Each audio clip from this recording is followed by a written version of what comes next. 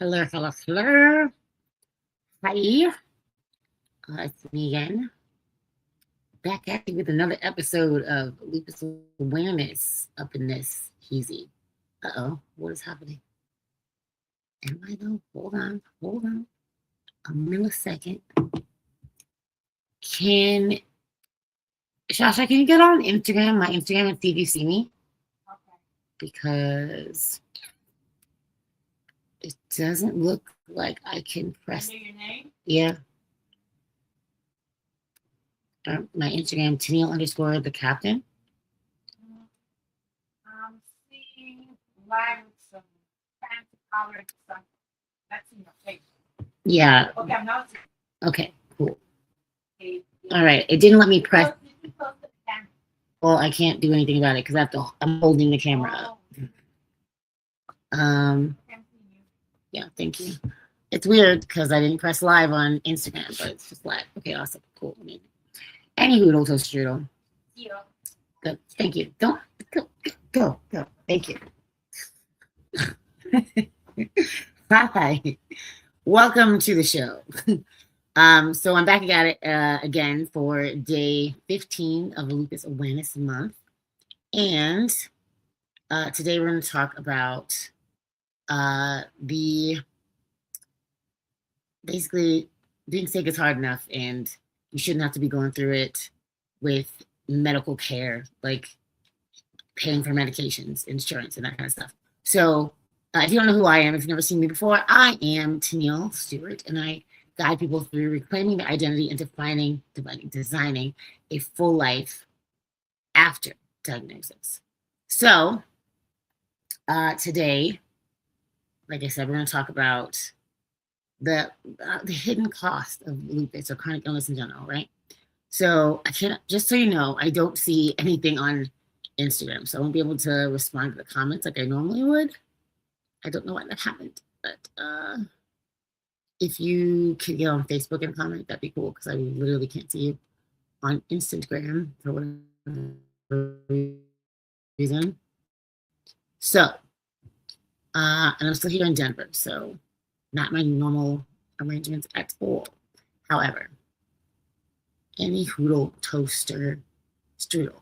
Okay, so we're going to talk about the most exhausting, one of the top exhausting things about chronic illness in general or lupus. Hey, Barbie. Hi, friend. I miss you. We're going to talk about insurance, medication, access, and the real cost of simply trying to survive. Okay. I'm not saying anything. Everything's great. Everything's amazing. Here I am. Okay, cool. So, I never understood from the outside what the real cost of being sick is. If I ever knew like that I could have kept myself from paying in every sense of the word, I 100% would. Because it is not only it breaks your spirit. It's not only your like money, not just monetary. It is mental, emotional, financial torture. And from the outside looking in, it looks simple, or it looks like, oh, don't you have insurance? Or, why aren't you doing this thing? Like, it can't cost that much. Why aren't you doing this thing? And in reality, it's hundreds and thousands of dollars that add up, not to mention mental anguish, emotional anguish. There's no reason that you should have to prove how sick you are with an invisible illness in order to get the care that you deserve. That doesn't make any sense. Healthcare, especially in America, as far as I know, because I live in America, has turned into sick care and a big business. And they put you through all kinds of hoops just to get the care that you deserve. So it's not just paying for medications outright, right? It's even when you have insurance, it delays in insurance because insurance doesn't cover that anymore. Because insurance needs you to prove this and that and the other. They need signed off for this and that and the other. You need prior authorizations to go to see this specialist, or hi, you need to go have this pre appointment to have this appointment. You have this appointment and you have this thing wrong with you, but then you have 3 months in between when there's an opening at a specialist that your insurance covers. Denied appointments for a specialist that you really need. Choosing between paying your bills and buying your medication, buying groceries and paying for your medication. It's crazy. Fighting for healthcare or coverage for this and that, whatever, while you're in an active flare up is diabolical. It's crazy. They think it's a risk. Yes, insurance is not designed to like pay all the stuff. Like they hire people to find out exactly how little they can pay you and make it as hard as possible, because otherwise they would go broke. It's big business. It has nothing to do with you. You are a number. So some facts. So some lupus treatments can require not just like expensive medications. One of my medications I always talk about was $150 per pill. And I was taking that twice a day. And I didn't find out that's how much it costs until my insurance had an issue. And I went to get my pills and they were like, it's $1 billion for this bottle of pills you usually get. So that's another thing, that like they don't show you how much it's actually costing until you have to know how much it's actually costing. And they could be choosing a medication that is more expensive so that in case your insurance does lapse, you will have to pay that out of pocket. It's insanity. Insurance denials, even if it's something that you need, those are heartbreaking. I wasn't gonna say to look for the generic. Call the companies that make that medicine. I'm gonna say talk to your doctor to see what kind of free samples you can get. Go try at every doctor's office, not just the one that they prescribe to that. They could have some laying around. They really, sometimes they do. And sometimes when you contact the company, they'll give you a cheaper price if you're buying the name brand and not the generic, etc. There's all kinds of different things.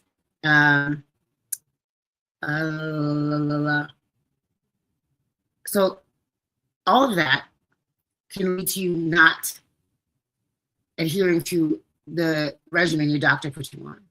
Even if you want to, sometimes you're skipping doses or mixing and matching pills that make you feel okay because you can't afford to get all that medication. And it's diabolical. It's crazy to me. I understand that people who are not sick cannot relate. Like, to them, it doesn't seem like that big of a deal because they're not the ones fighting for their lives. And as sad as that is, we don't know if we were in their shoes, if we wouldn't think that same way. So we're not focused on what they're doing or how like diabolical it is in their minds, because we don't know what they're thinking. What we can focus on is how we can take control of the situation. We can be relentless in our pursuit of finding affordable medications, of speaking to the people who make the rules and regulations for those medications, getting ourselves off of all the medications. All of those are options, right? Because missing medications because of the cost or being really inconsistent with your regimen can be just as harmful as not taking that medication randomly at all, you know? So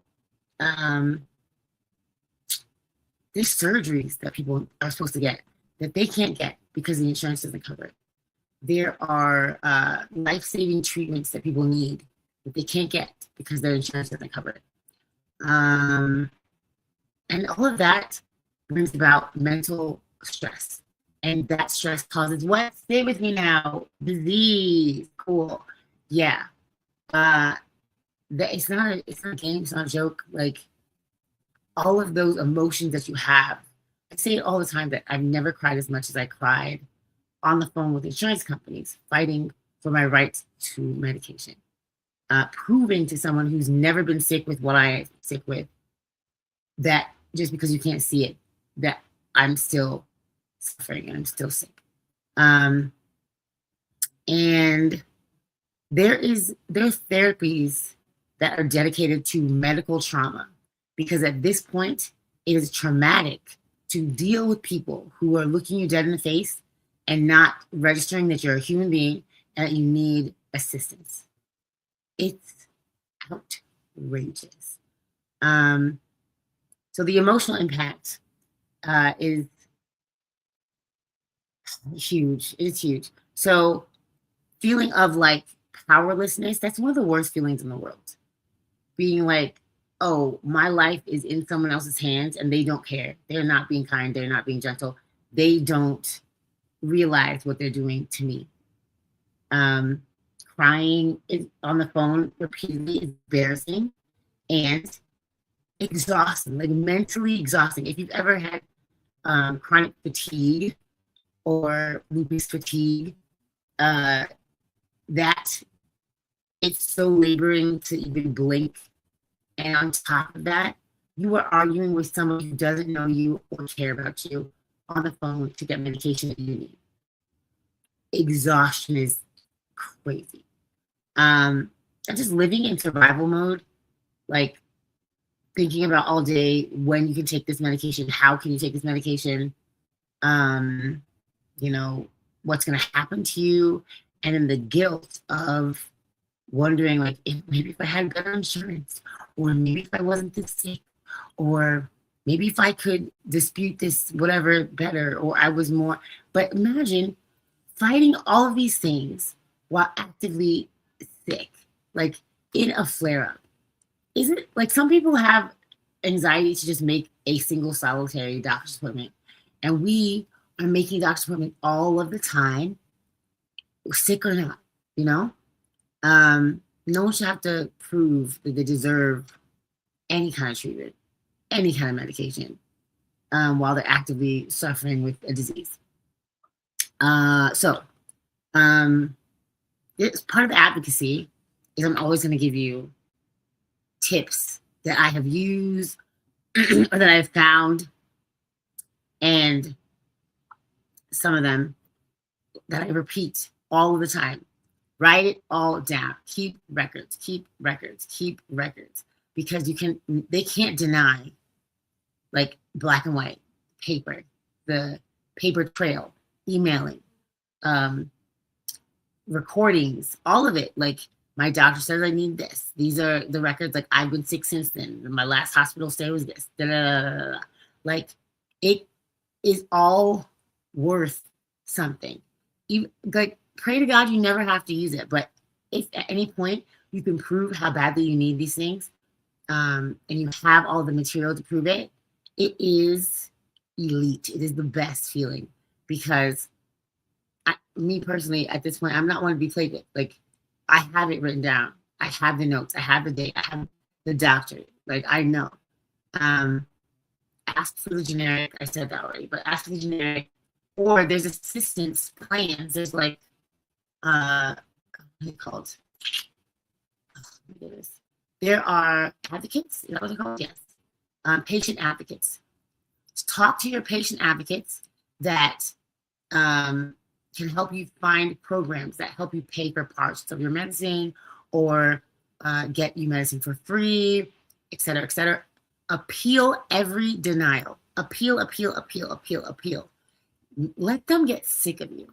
Let them be like, ugh, her again, him again, ew. What? Just give them what they want. Leave me alone. Like, I don't care if that's what happens because for me, it's worth it. Like, the amount of effort I would put into stressing over that thing that I need versus the amount of stress that it takes for me to appeal those things that I need and actually get them, I'm gonna go for the appeal every time.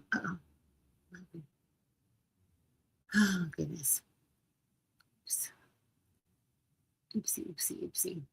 So, yeah, don't stop asking questions. Ask a lot of questions because sometimes there'll be a loophole in there that people didn't think of, or you know, something silly that they don't think is going to matter, but it would matter to you or your insurance or your patient advocate, etc. Whatever. Um, I'm looking through my notes. I think those are the base of the things. So all of this is why lupus advocacy and awareness is huge. It's way bigger than just like these are my symptoms and whatever. Like all of that is important. All of that is valid. How can we help make this affordable? Change policies, get access and equity. Like we need our rights to feel like human beings, like healthy human beings, whether or not you are healthy, feeling like you have some kind of control over your health care. It's only right. It is only right. So I will talk about this till forever. I will never, ever stop advocating for myself, other patients, finding the loopholes, finding the shortcuts. Thank you so much. I appreciate it. Their prescription. Zenny.com. I think I got these from. So I'm going to ask some questions. You guys can answer them in the comments. I'll go back and look at them. Have you ever had insurance delays for your care, or have you had smooth sailing? I know some people, you know, already have, like, if you have doctors who really actually care about you, a lot of times they'll find these loopholes for you and don't even have to do anything. What do you think the hardest part is of accessing treatment? Do you think it's hard? Do you think it's like normal, or like, do you think there's a hardest part? What do you wish people understood about chronic illness costs, as in monetarily, emotionally, mentally, just all of it? I would love to hear that question specifically, so I'll do an episode on that, because it's very interesting to me, the different perspectives of the chronically ill, my lupus. There's just such a wide array of us.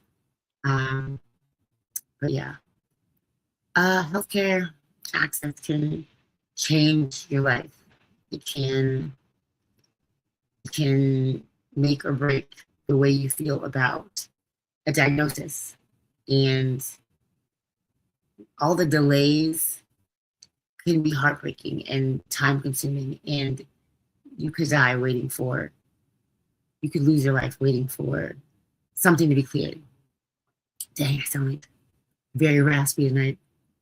I've been screaming all day. But yeah, thank you so much for rocking with me for this 15 days of Lupus Awareness Month. And I can't believe that I've only missed one episode so far. It is 9:35 p.m. Mountain Standard Time. I'm in Denver tonight. So let's see if I can keep this up while I'm here for a couple more nights here.